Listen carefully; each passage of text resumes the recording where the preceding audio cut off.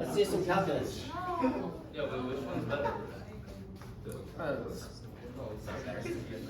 This is radioactivity number 3 review. We started with a formula that looked like this, right? A is activity, lambda is the probability of decay within a short time, and n is the number of nuclei. We would like to have a formula that would link up our number of nuclei at any given time relative to the number of nuclei that we started with. And we want to link that together with a half-life. Okay. So, how do we do that? Well, and I'm going to preface this by saying that we're going to do some calculus here. IB doesn't need you to know anything calculus. So if you are just if you're going to be a dentist and you're just taking physics class to be the dentist, then just plug your ears for a minute. Okay. Pardon me? Yeah, probably. And this year. So thank you, Sherry. Activity is the change in nuclei over time. Yes? So if you think of, if you have 100 nuclei and your activity is 3 decays per second, you're losing 3 nuclei every second. Yes? So the derivative is minus 3. Right, so the A is delta n over delta t, except our number of nuclei is dropping, right? So this is negative. Okay. So if I want to link this up a little bit, I'm going to, first of all, I'm going to change that. And I'm going to say that delta n over delta t is effectively the derivative of n with respect to t, right? And the negative. Yeah, and the negative I'm going to put on the other side. And I'm going to say that this is negative lambda n. Okay. With me so far? That makes sense? Okay. So it's just the change is the derivative, right? And I'm going to switch a couple things around. I'm going to take this dt and put it up on this side. I'm going to take the n and put it down on the other side. And so I'm going to have dn, and I'm just going to leave this as 1 times n, like this. Okay. 1 over n. And then this is going to be negative lambda dt.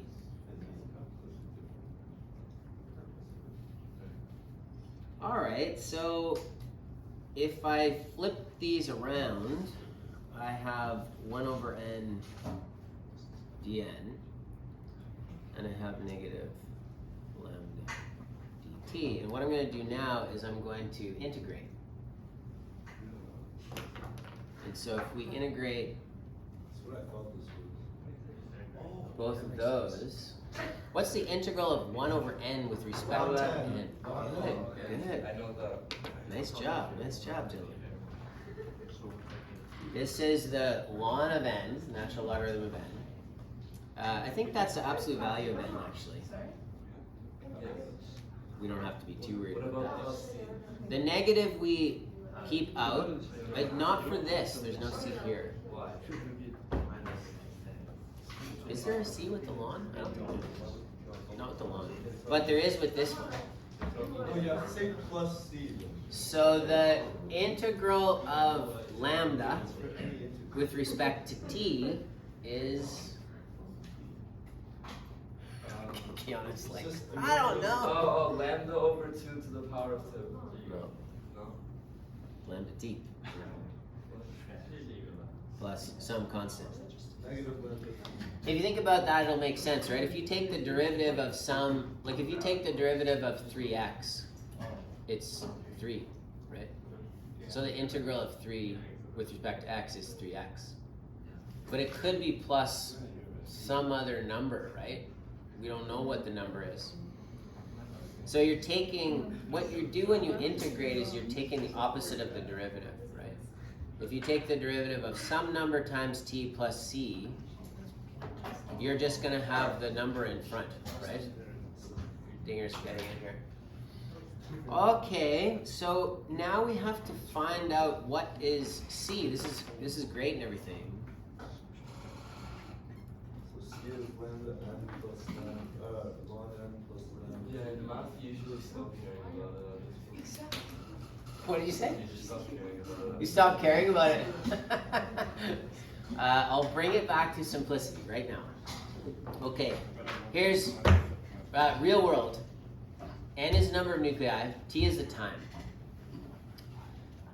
This looks like this. If you have a graph where this is T, and this is N, and right here is the original amount of nuclei. Okay. Do you get what I mean when I write this graph? Your nuclei number is coming down with time, right? Why is it coming down? This is decay. Because it's decay. It's radioactive decay. When t equals 0, what is n? Close to 0. And not. Oh, maximum. oh, yeah, sorry. Good run. It's n naught, right? When T is infinity, n is equal to 2. So when t equals 0, n equals its original value, n naught, we call it. Okay, so look at our equation here. If we put in t for 0, and n is n naught, then what's c? Ln of n naught, right? So we say n is n naught when t equals 0, and so lambda t is going to be 0. And that's our constant. Okay, so we plug that back into our formula and we get the ln of n is equal to negative lambda t plus the ln of n naught, right? And if you take, if you, say that again, Tom? If you make everything a power of e, then we're gonna have e to the ln of n equals e to all of this gobbledygook. It's just n equals e to the... You guys know your power rules, right? So this is going to be e to the negative lambda t times e to the ln of n naught, right? So n equals e to the negative. Oh, you're What's all this? Oh, this is So n equals e to the negative lambda t lambda ln. Times n naught, right? So if we write this a little differently, n equals n naught e to the negative lambda t. And that's our formula.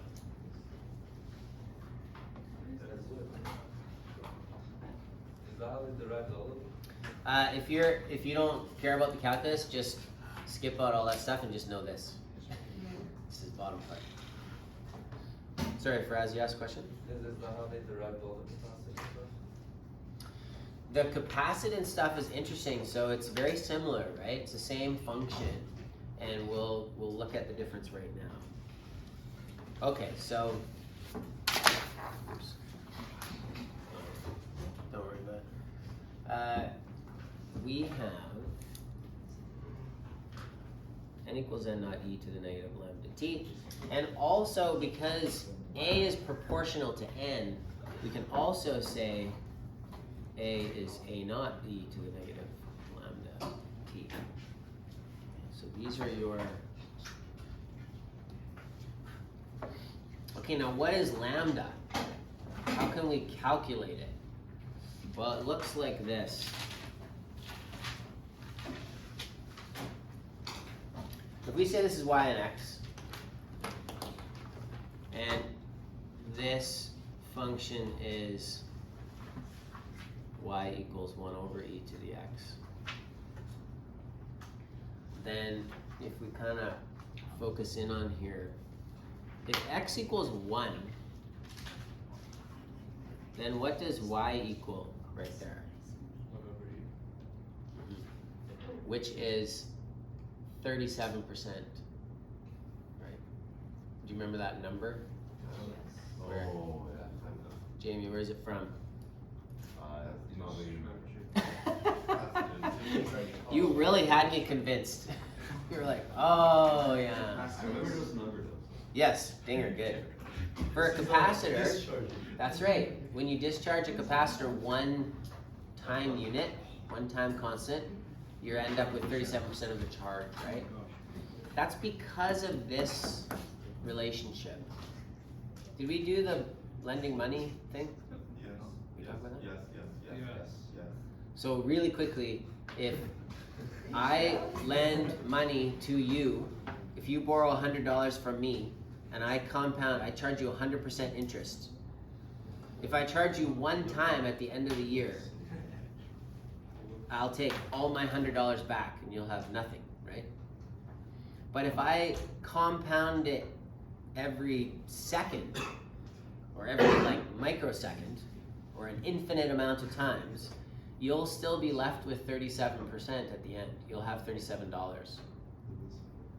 Even though I'm taking 100% interest, if I split that 100 into 1,000,000 pieces and charge it 1,000,000 times over the year, you'll be left with 37%.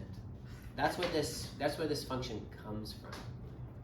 And nature does things in many, many iterations, right? Almost infinite.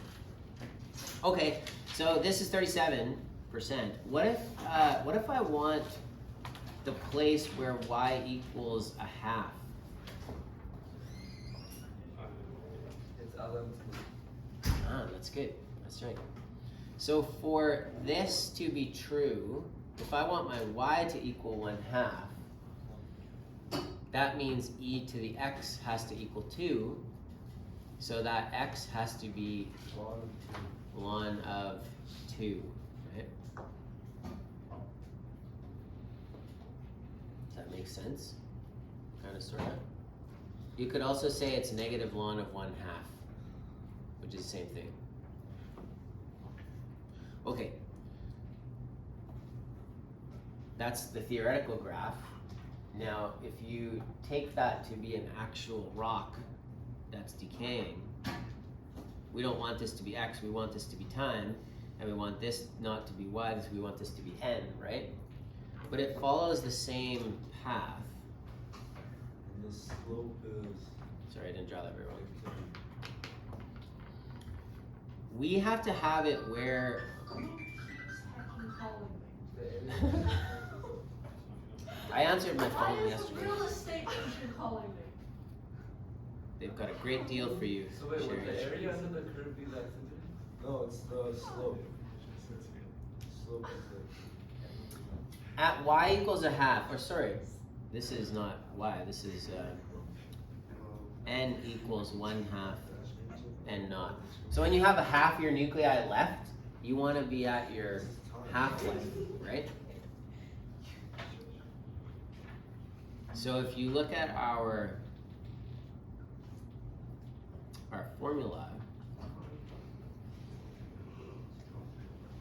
if our x value, what's our x value in our formula? No. Close. No. That's e to the negative lambda t, right? So lambda t is our x. So when x equals ln of 2, we want t to equal our half-life, right? And so if lambda t is our x, that has to equal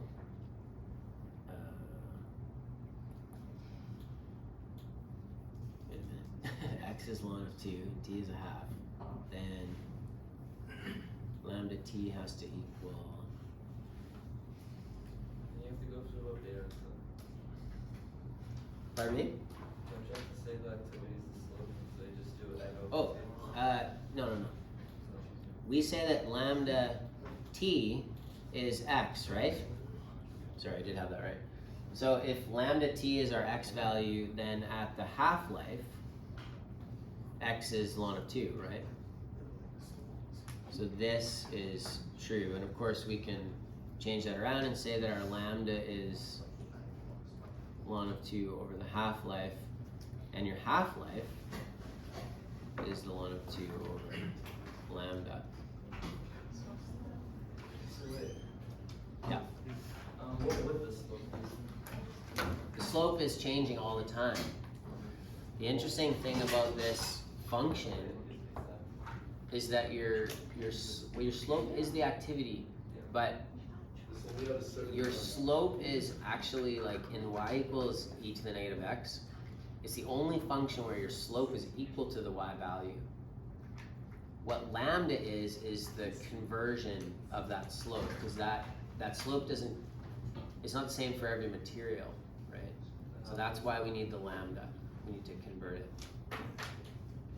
Okay, so this is the formula you need to convert half-life and lambda. Okay, so go back to that example we had before and tell me what is the t-half for carbon 14? Its lambda was, what was it? 1.21 times 10 to the negative 4.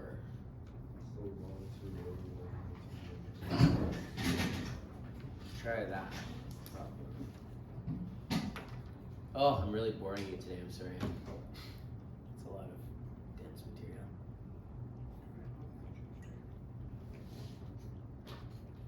But it's good. It's good.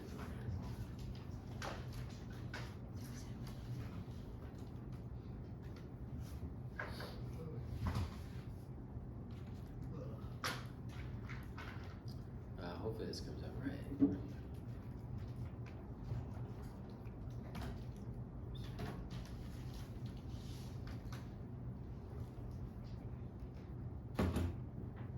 Get it?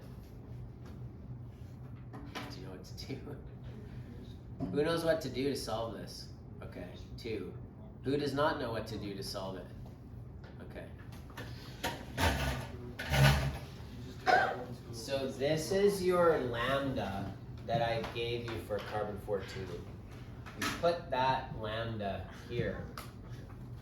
So you find the ln of 2. By the way, if you've seen this before with 0.693, remember that number? That's the ln of 2. It's the same thing. So you can just put in, if you want, 0.693, or you can do ln of 2. And divide by this number, and you should get how much, Nathan? 5,700. That's right. It's about 5730 years. 5,730 years. That's the half-life of carbon 14.